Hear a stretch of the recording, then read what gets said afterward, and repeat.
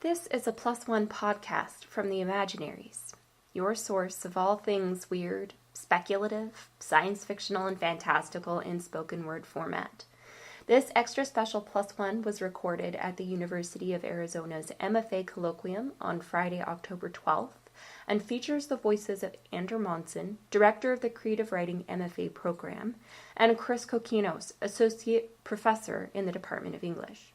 They are both award-winning authors in addition to their work with the program and have played significant roles in both my and Tony's development as authors. You can find Andrew on Twitter at AngerMonsoon and online at otherelectricities.com. Chris is more likely to be hiking in the Utah desert than haunting the internet, but you can find his books on meteorite hunting and vanished birds everywhere good books are found. We thank them and the MFA program as a whole for inviting us to share our thoughts on the intersection of science fiction and the scholarly.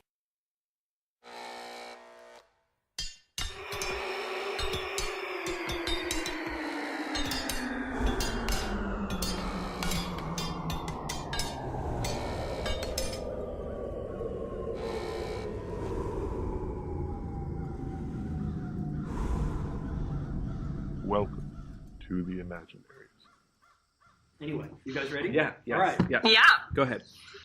Okay, so I'm going to start at the very beginning, as most science fiction writers do. Everything usually goes back to childhood, right? So I came to science fiction as a result of being the child of evangelical Christian missionaries. And I mention that at the top because that has had a complicated relationship with me as a writer, with me as just a human being, and me as someone who's trying to figure out what I want to be in terms of career as I continue to grow up. So as someone who grew up in the evangelical Christian community, it's kind of like living in an alternate universe. But one of the things that's really great about that kind of a start is that evangelicals tend to think on an epic time scale. So it actually makes for a nice fit with science fiction and fantasy. So as a kid, when I was about 7, I stumbled across the book Perelandra by C.S. Lewis on my dad's bookshelf. So if you guys are familiar with C.S. Lewis at all, you'll know that he's kind of like a modern day prophet for the evangelical Christian community. Everything he writes is quote unquote safe for good Christians to read. And he's quoted all the time in pretty much every context you can imagine, whether it's the home, the dinner table, Christian college, so on and so forth. So stumbling across him was inevitable, but it was also great that I started with Perelandra instead of the Chronicles of Narnia, which you'll be familiar with.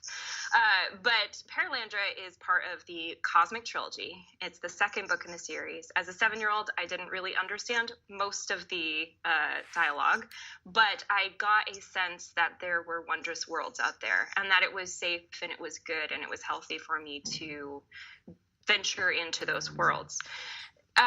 And then, of course, as I continued to grow up, I learned that it wasn't considered a serious art form for a Christian. If you want to be a serious Christian, like what you want to do is go out and save people and all of that missional stuff.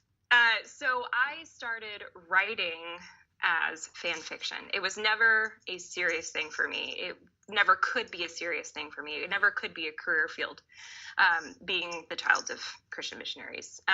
However, then in 2001, The Fellowship of the Ring comes out in theaters, and all of a sudden you have an expansion of what's quote-unquote acceptable science fiction and fantasy for evangelicals to dabble in. I started writing Lord of the Rings fan fiction, and I got very, very intense. I don't know if any of you guys have written long-form fan fiction on the internet forums of the early 2000s, but that was a crazy, crazy place to be. It exposed me to a lot more in terms of influences and voices, and I started to realize that it wasn't just Lord of the Rings, it wasn't just the Chronicles of Narnia, it wasn't just C.S. Lewis and Tolkien and the other inklings that were making stuff in this genre. That was a really important realization for me. So when I got to college, I shocked everyone, and instead of becoming a marine biologist, I decided to get an English degree. And by the time I finished, I had been introduced to nonfiction. And so at that point, it was like layer upon layer of expansion, realizing that there's more genres out there than fantasy and sci-fi.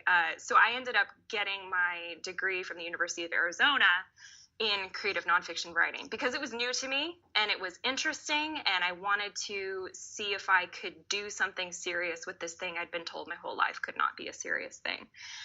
So just, yeah, it was a very interesting, fraught progression. And as someone who is queer, coming from that background, everything started to kind of fall into place. It was like little planetoids. They have microgravity, and over time they end up clumping together and making a larger whole.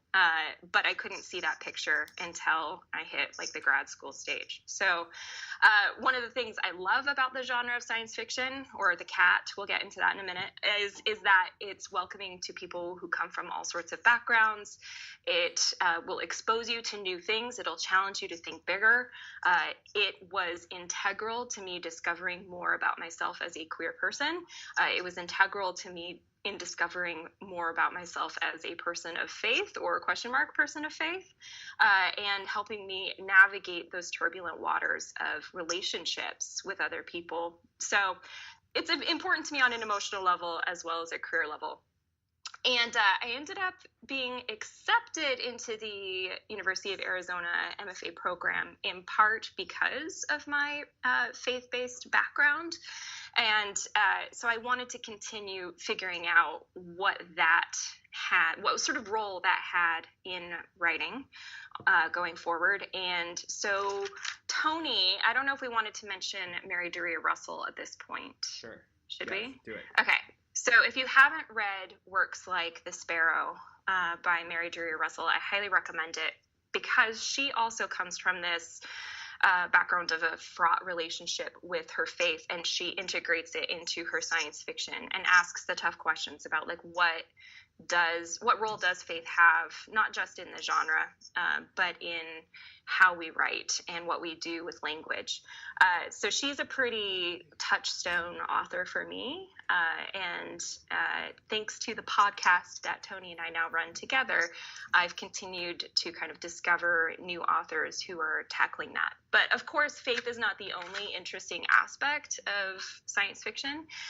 But I thought it was important to note here at the outset that I started in a hyper-religious place, and now I'm progressing towards more of a secular place in terms of what I'm interested in and in terms of what I read and write. So it's been a lifelong process. It will continue to be a lifelong process, but science fiction makes room for people who are tackling thorny issues. That's the nice way of putting it, I guess. So now, of course, I work as a librarian. I currently work at a public library, and I run science, technology, engineering, and math-related programming at our little rural public library. And I try to, bring that complicated background to work in a way that's constructive for public library users. How can I introduce people to stories that will broaden their experience, that will broaden their perspective, that will allow them to ask tough questions, but in a way that allows them to move forward and build something new? And that's the basic summary of how I came to science fiction. And it's been a constant presence. It's never been the dominant thing in my life, but it's a part of the larger ecosystem of storytelling that is my life. So there you go. Great, thank you. There's absolutely no way I can compare to that. There's not a chance. Yes, there is. My parents like Star Trek a whole lot. And, no, that's not true. That is where it starts, though. But I was born in '87, which is also the year that The Next Generation debuted. So I kind of grew up with that show. My parents loved it.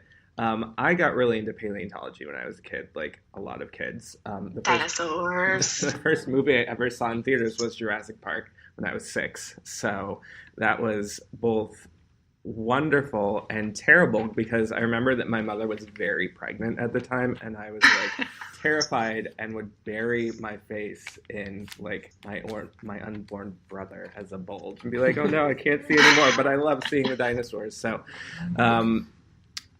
the first media, the first things I saw on screen were really science fiction, and that was, I don't know, I guess it filled my mind with possibilities in a way that I didn't really have otherwise. I'm trying to like put this together in the nice way you put it together, and I don't really have a good way to do that. I do remember when I was in high school, I came to people like, I don't know, who's in that canon. Like I read Foundation, and I read Hitchhiker's Guide, and I read a lot of Kurt Vonnegut, kind of like the edgy high school stuff, you know, when you're trying to like figure things out. And I remember like not being very impressed, like thinking that science fiction was totally like stuck in the golden age. And I was like, I don't really like this.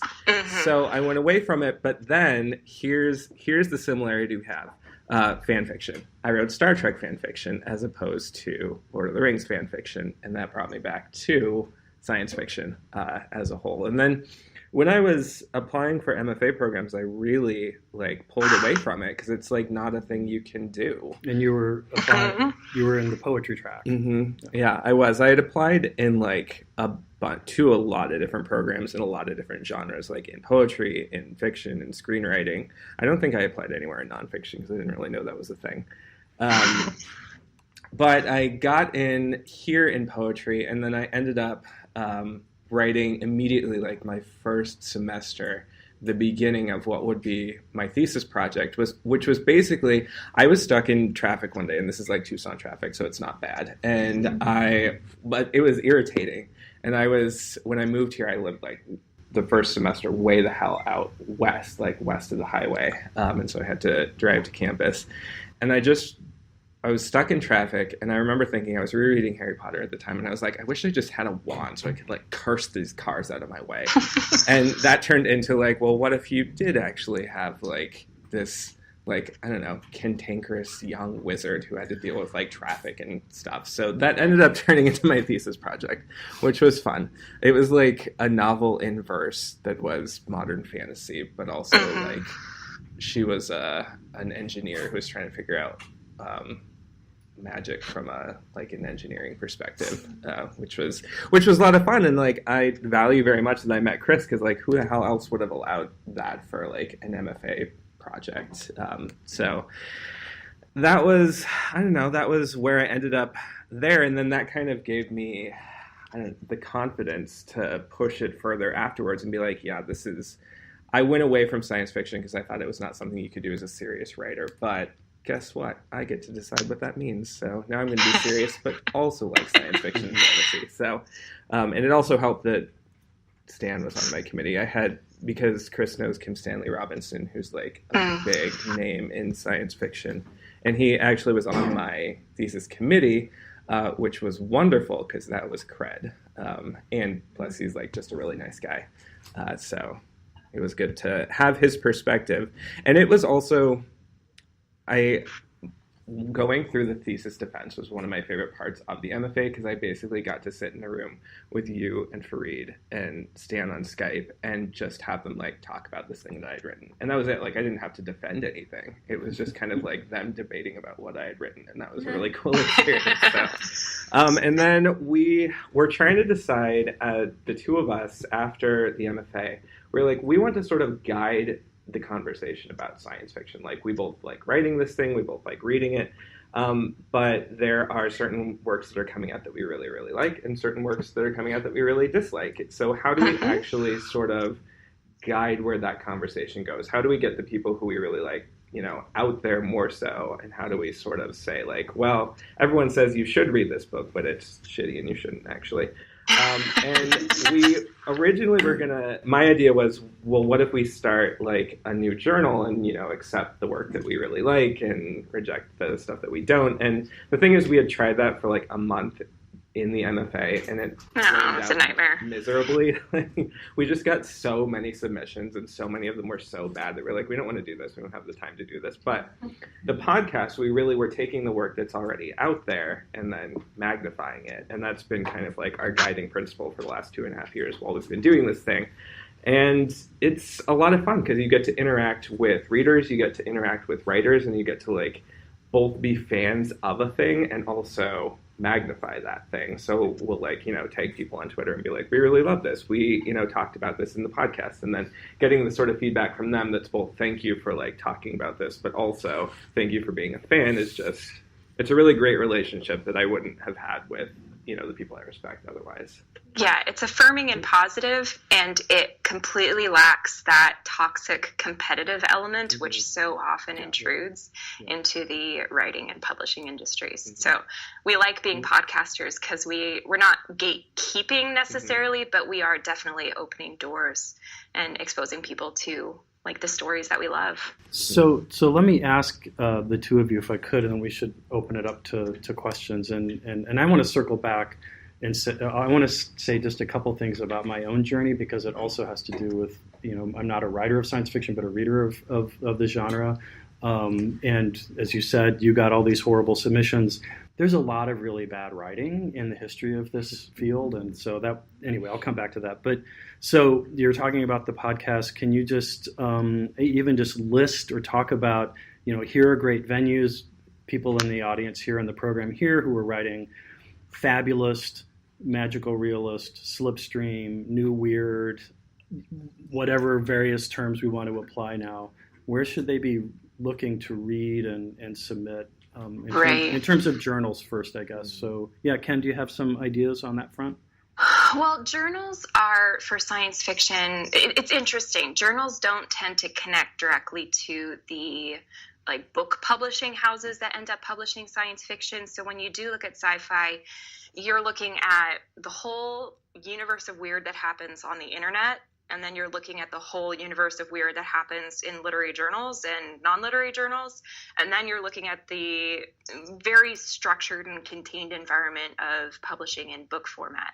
So right now, the ascendant is book publishing, and specifically novellas, courtesy of Tor.com. Tor.com started a novella imprint, 4 or 5 years ago now? And since then, they've just been churning out quality novella after quality novella. So these are short form works that give you an introduction to the genre or an introduction to a new voice. This is the stack I brought. These are all recent novellas that mostly Tor has put out, but there's some other publishers in there. Right. So it's interesting. So I don't tend to dabble in the journals as much because I've found more of the voices that I personally connect with in the novella community recently. And of authors who are publishing today, I tend to connect with those who are doing the novella length form.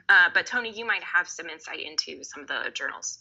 Well, the thing that I would note is that, having been out of the MFA for almost half a decade now, we've seen the people who have succeeded in the kind of pipeline way. And I don't mean that in a derogatory way, but you kind of have the idea that you get a bunch of literary journal publications, then maybe you get a book deal, then maybe you start teaching. And for some people, that's just the way that it goes. And that's cool. But both of us, and I think I'm talking for you a little bit here, but both of us knew that we didn't really want to go in that direction. That was not where we wanted to end up. So I don't know. I have this relationship with journals where I'll send out a whole bunch of stuff and then not do that for a year because I just don't want to do it. I'm not writing short things.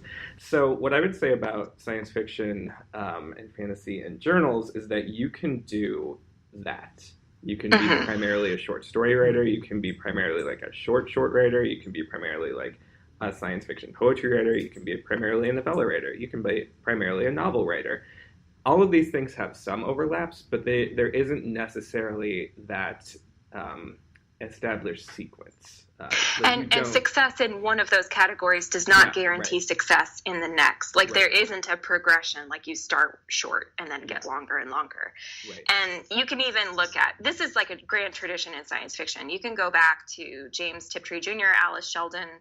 And James Tiptree Jr., Alice Sheldon were fantastic at short stories, were published extensively in journals, but really, really failed ultimately at going into the novel length format. And a lot of it was because she felt pressured to do a novel, to be a serious writer.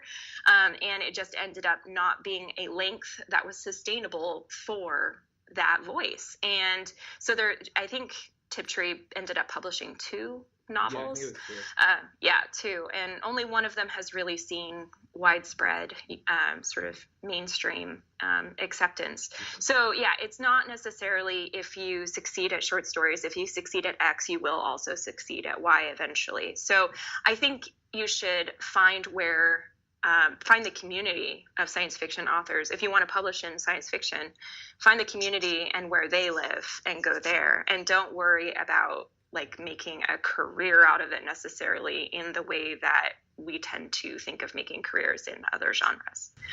I want to interject one other thought here. Can you hear me from over here, Ken? I can't really hear you clearly, Okay, no. I'm sorry, I'll come back over here. I was just writing some things down on the board, but I want to say one more thing about that, and then we should get some questions. Cool. The genre is, in a sense, in some respects, economically very different from literary fiction writing, where you might expect a small advance, for a novel or a collection of short stories, or nothing at all if it's a debut work. But somebody like Kim Stanley Robinson, who has established himself, or Ursula Le Guin before her death, established herself as a major writer of novels, that's how they make their living. That's their salary. So there's still, I think, a lot of interesting tensions among commercially driven science fiction writers and people maybe coming from this kind of room where there's a academic sort of literary inflection. With that, we've got time. Are there questions that you want to ask any of us about the experiences they had as students in the program in terms of working in the genre or afterwards, or I've got a great story, where should I send it? I don't know. Any thoughts? I have a totally unrelated question, but one I wanted to ask before, and it has to do with kind of social media practice. Mm-hmm. One of the things I really like about the podcast is the two of you especially, have built your own mini community and use that to reach out to the people that you care about and want to reach out to. And I think that's very wise and also just very pleasurable. I mean, all the good podcasts are people that like each other talking about stuff. Stuff they mostly like. Yeah. And so, Yeah. but I guess I have if you're tagging people, I loved your book, blah, blah, blah, on social media, what do you do when you really hated someone's book? Well, we don't tag them. No. Oh, God, no. No. I mean, we're honest about our likes and our dislikes, but when it comes to social media, especially because, it can get toxic really, really fast on social media, especially Twitter, we do really want our general vibe to be positive. These are the things we love that we want to introduce you to, while recognizing that certain elements are problematic. And Tony and I are both part of the larger LGBTQIA+ community. And so we have really looked to the LGBT community as well as our favorite science fictional writers for influences in inflection on social media. How do you build the conversation without polarizing it, essentially? Great. Questions? Yeah, for Tony, what was it like transitioning from the poetry into the fiction or the nonfiction part? Was it in fiction or nonfiction? It was fiction. It was fiction. Yeah. It was mostly fictional. So it was really honestly not a big deal because I had done a whole lot of stuff going into the MFA. I hadn't focused really on, one genre or another. And so it felt very natural to kind of, take what I had been doing when I went into the program and extend it and think about it in, a way that was, you can call it a novel in verse, but who the hell knows what that means outside of MFA programs. So I just said it was a novel and, it was line broken. But again, it was I went to Chris, who was mostly doing nonfiction in the program, but also had this background in science fiction in it. So it was very... In poetry. Poetry, right. Yeah. So we had... let's do that. Right, exactly. There was no, there was no pushback against why would you want to do this? It was very, we had a very supportive relationship. Well, and you think about what, Kate is doing with fairy tales and, Andrew's work as well has certain fabulous inflections too. And so the program, I think, is really open to this. Yeah. Yeah. Right. And Kate was actually my thesis supervisor. As a nonfiction writer, I requested Kate because I wanted to do the hybrid thing. And the program was very welcoming to that. I think it might have been one of the first years where they're like, yeah, do whatever you want. I don't actually know the history of that, but it was great. And so I had Kate as point person on my thesis of nonfiction. And then Chris came alongside and really helped mentor as well. So the two of those voices together were fantastic. Highly recommend. Any questions, projects that you guys can I are sort working of follow up like that? I remember your lines getting longer. Yeah, they got one. As the poems became more invested in narrative. Yeah. Like at what point, if at all, are these not lines anymore and just sentences? Yeah. I didn't read the final cases. Yeah. Like if you look at that, does it look like That's a good poems? Oh my God! If I look back at that thing, I don't know what I would think of it now. Like today, I think it's just like a straight up novella to me. Like it's no longer in verse. Part of it was like I came in poetry and I felt like I should structure this thing as if it was like a long work of poetry. But also it was a challenge. Like that's not a thing that I would have done normally. So like how can I write this work with sort of these artificial constraints on it, and what does that offer to me as a writer? And it was challenging, and it was difficult, and it was fun, and I would not necessarily do it again, but it was fun to do it that once. So it definitely went in that direction at the end for sure, because then as soon as I was done with the program and then I redrafted it, I was like, well, this doesn't need to be in verse anymore. Like that doesn't really add anything to it. But the project, I kind of almost see the project today versus what it was at then as two separate things. Like, if you were to read both of them, you wouldn't necessarily recognize them as the same work, just, having gone through many iterations. But I don't know, it was what it was, and now it is what it wasn't. Well, and your thesis is what it is, and you don't need to feel like you need to make your thesis into the ultimate perfect book project. Your thesis is a thesis, and it helps you get where you need to go, and maybe it turns into something magical and perfect at the end, but also it's an important work that helps you discover what you want after your MFA. So the thesis is a tool as much as it is a product. Great. Other thoughts, questions? How many of you are doing something or have done something that's remotely speculative, fabulous, science fictional? 1, 2, 3, 4, 5, 6 hands. Okay. 7. Keep doing it. Yeah, keep doing it. Yeah. Any thoughts or insights about how that work fits into the program or into this conversation? Yeah. Emilio. I don't have any. Yeah, you didn't raise your hand, but go ahead and ask a question. So I guess I'm curious to know from you all, maybe what, because I feel like I'm a little bit, not a lot, novice to what you're talking about.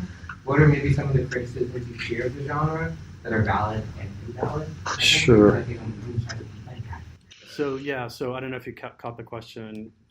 Yeah, could you repeat? Yeah, sure. Criticisms of the genre that are valid or invalid. So let me use that as a way to talk about some of the stuff that's on the board, which is prehistory, 19th century, golden age. And so I came to the genre, I grew up reading science fiction, as maybe a lot of you did, or some fantasy, and then moved primarily into just visual text like Star Trek and various movies and so forth. And then when I was at Utah State, I was editing an environmental writing journal, a nature writing journal.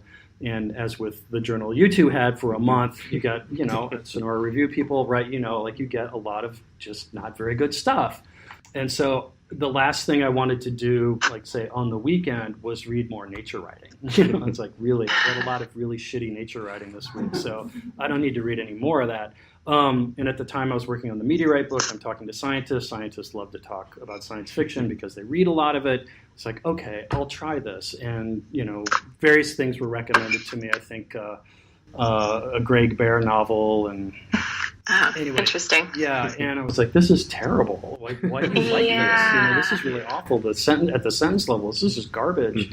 But then that became a problem. I wanted to solve that because here's this thing I used to love as a kid in this uninformed way, and here are these people I respect who are reading these things, and this is empirically a terrible sentence. And so I started to read historically, and I started with, it's on the handout, Brian Aldiss's Trillion Year Spree, which is, for all of its sort of culturally obsolescent and subjective blind spots, still it to read as a single volume history of the genre. And then I found out about this teaching institute at the University of Kansas, which was transformative. And so it became a problem. It's like I'm reading this stuff from the Golden Age. You hear we're talking about the Golden Age was in the 40s and 50s.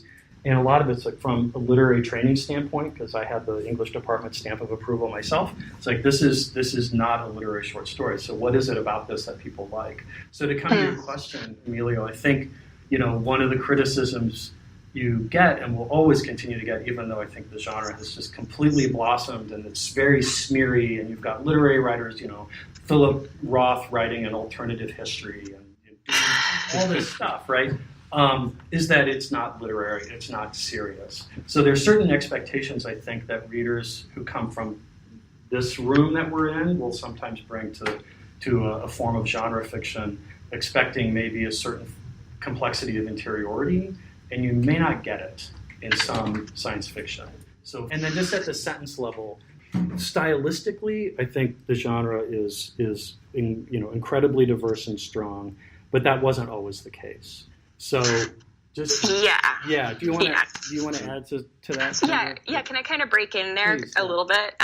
Because I agree that the criticism of science fiction is valid, especially if you're looking at the whole body of science fiction. But as a librarian, I also have to recognize that that's true of every genre. Yep. And what is science fiction even really? We mentioned earlier that sometimes we call it a cat because you can't define science fiction strictly as a genre. It's this own weird, nebulous, crazy thing. And as a librarian, I don't get to judge what people like. Right. I get to introduce them to new things, but it's considered censorship if I start criticizing works as not holding up to some standard as a librarian. My job is to provide people with what they like, what they want, with freedom of information. And that includes people who have taste that does not necessarily align with my own. And so I have had to kind of switch gears a lot moving from the MFA program into the library community because it is a very different mindset.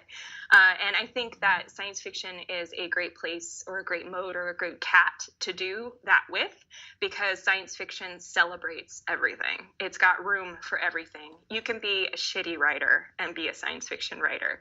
And there are things about science fiction which will appeal even separate from sentence level work and craft. I mean, it's called the genre of ideas for a reason, and fantasy the same way. There's a lot of things you can do with science fiction and fantasy, even if you don't have a good command of sentence level craft. So when we review stuff on the podcast or when we talk about stuff on the podcast, we're talking equal parts about the ideas and the craft. And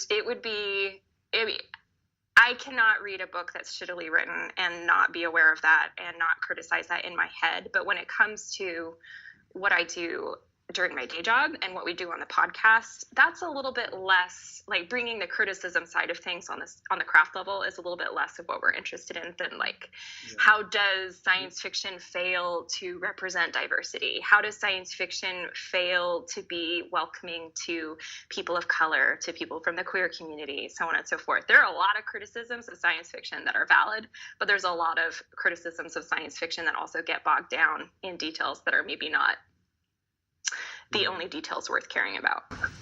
Can I interject briefly to say we're almost out of time, so we have one more question before we have to bring in the Poetry Center. How about okay, let's see if we can do three really fast across the room. Right. So I was curious about how you ended up podcasting as opposed to doing the pipeline that you're talking about. Well, it was really not my idea. I took the idea of the journal and I was like, well, why don't we do this? And again, I was already I want us to, have a helping hand with that conversation. But also we're kind of outside of, the mainline way of doing it. And we knew that was happening. I was applying to PhDs, you were already a librarian. And I don't know, I wish I could say that there was, a moment where you're like, yes, a podcast. But really, I think you listen to a lot of podcasts and I was listening to more and it just seemed to make sense because the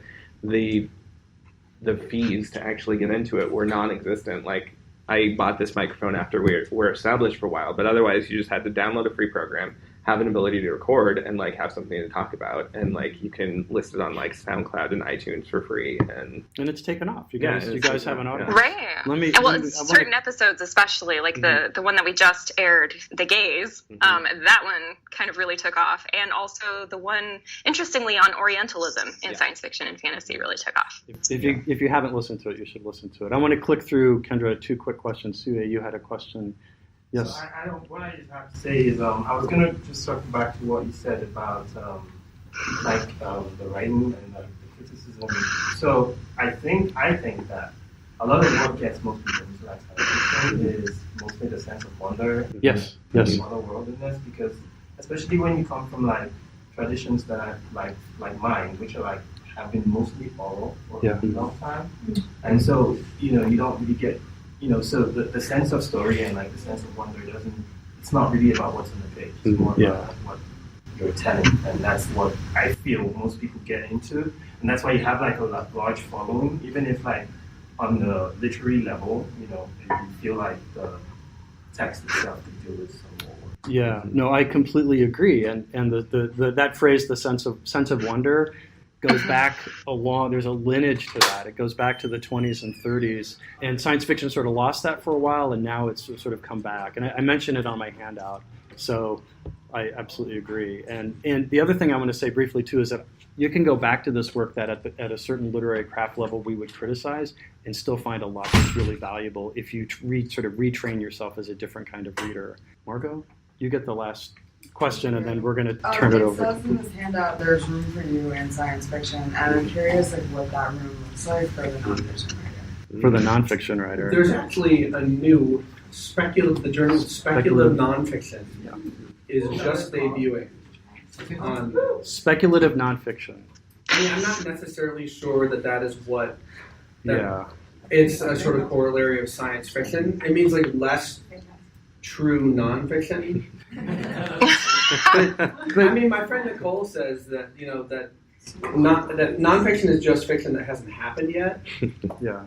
And so I don't know if that's helpful. Well, and I think if you look at work that's like you would strictly define as nonfiction, Annalee Newitz is a fiction and nonfiction writer. She has a book called Scatter, Adapt, Remember.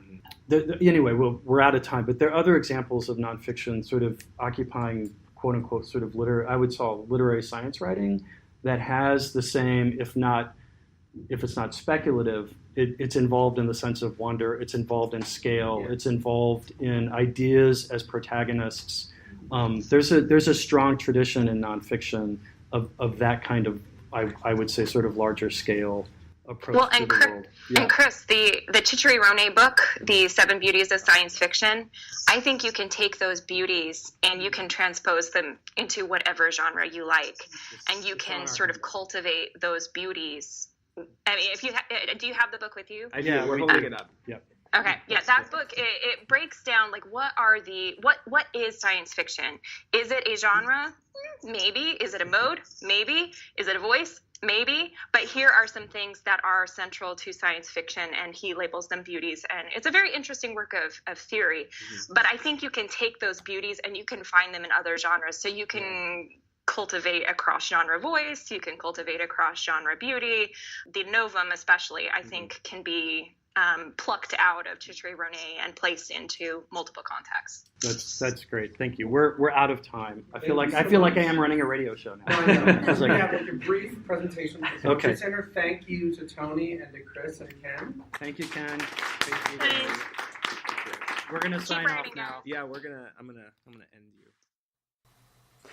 Thanks again for listening to this Plus One podcast. If you are a current or former MFA student with an interest in the weird, the speculative, the science fictional, or the fantastical, we would love to hear your input and continue this conversation. Please drop us a line at imaginarypod@gmail.com or find us on Twitter at imaginary_pod. See you on the flip side.